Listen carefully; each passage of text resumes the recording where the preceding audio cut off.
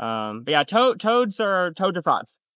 So there's like a saying, it's like all toads are frogs, but not all frogs are toads. So because you have your anurin, which are your, because under amphibia you have anurins, and then under that you have toads and frogs.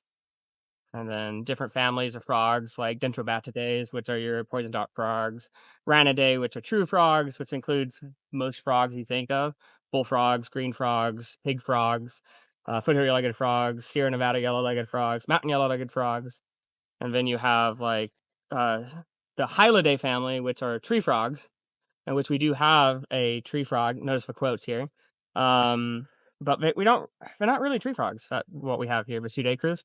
I mean, they've definitely Not true tree frogs. not. I wouldn't call them true tree frogs, and a lot of herpetologists are kind of like not. You don't really see them in trees, you know. Like when you think of tree frogs, you think of like the red-eyed tree frog, like down in South America, and that's a true tree frog. It lives its whole life is arboreal, and but then our frogs, like I'm kind of been pushing for like maybe like making a subfamily of grass frog.